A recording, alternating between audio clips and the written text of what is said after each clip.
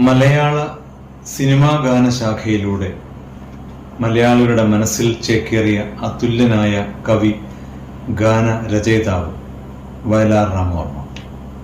അദ്ദേഹത്തിൻ്റെ ജന്മദിനമാണ് ഏപ്രിൽ 1-ാം തീയതി. അദ്ദേഹം ഇന്ന് ജീവിച്ചിരിപ്പുണ്ടായിരുന്നെങ്കിൽ 97 വയസ്സാകുമായിരുന്നു ശ്രീ വയലാർ. അദ്ദേഹം നമുക്കായി തന്ന ചില പാട്ടുകൾ ഇവിടെ പാടാൻ ആഗ്രഹിക്കുകയാണ്. ചില പാട്ടുകളുടെ അല്പഭാഗം മാത്രം.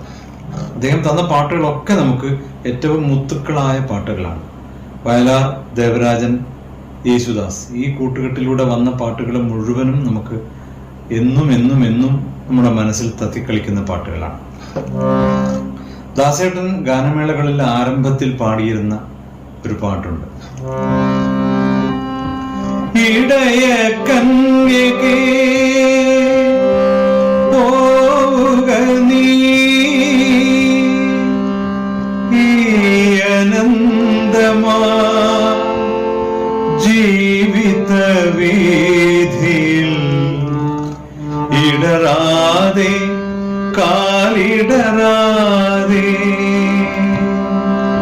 ഇടയ കന്യകേ പോവുക നീ ഈ അനന്തമാ ജീവിത വീഥിയിൽ, ഇടറാതെ കാലിടറാതെ. ഇടയ കന്യകേ പോവുക നീ. അതുപോലെ തന്നെയാണ് വിവാഹിത എന്ന ചിത്രത്തിലൂടെ നമുക്കായി തന്ന പാട്ട് കാപ്പിരാഗത്ത്. പിരിഞ്ഞു പോകും നിനക്കിനീ കഥ മറക്കുവാനേ കഴിയൂ. പിരിഞ്ഞു പോകും നിനക്കിനീ കഥ മറക്കുവാനേ കഴിയൂ.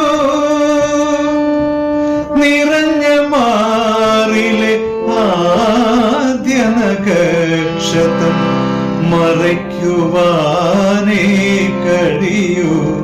കൂന്തലാൽ മറയ്ക്കുവാനേ കഴിയൂ. സുമംഗലി നീയോർമ്മിക്കുമോ സ്വപ്നത്തിലെങ്കിലും ഈ ഗാനം? ഒരു ഗദ്ഗതമായി മനസ്സിലലിയും ഒരു പ്രേമ കഥയിലെ ദുഃഖഗാനം. സുമംഗലി നീയോർമ്മിക്കുമോ സ്വപ്നത്തിലെങ്കിലും ഈ ഗാനം. അതുപോലെ തന്നെ നമുക്ക് കാപ്പിരാഗത്തിൽ തന്ന മറ്റൊരു പാട്ടുണ്ട്. രാജഹംസം എന്ന ചിത്രത്തിലൂടെ നമുക്ക് തന്ന പാട്ട്. ആ പാട്ടിന്റെ തുടക്കം ഒരു ഹമ്മിങ് കൊടുത്തിട്ടുണ്ട്. പാട്ടിന്റെ അകത്ത് എവിടെയോ. ആ ഹമ്മിങ്ങിനുള്ള പ്രത്യേകത എന്താന്ന് വെച്ചാല്, ഈ ഹമ്മിങ് കേട്ടാൽ തന്നെ ഈ ഗാനം സമ്പൂർണമായും നമ്മുടെ മനസ്സിൽ, മലയാളികളുടെ മനസ്സിൽ, അത് പാട്ടുകാരനാവണമെന്നില്ല, സംഗീതം പഠിച്ചവനാവണമെന്നില്ല, അല്ലാത്തവരുടെയും മനസ്സിൽ കയറുന്ന ഒരു ഹമ്മിങ് ഇതിനകത്തുണ്ട്.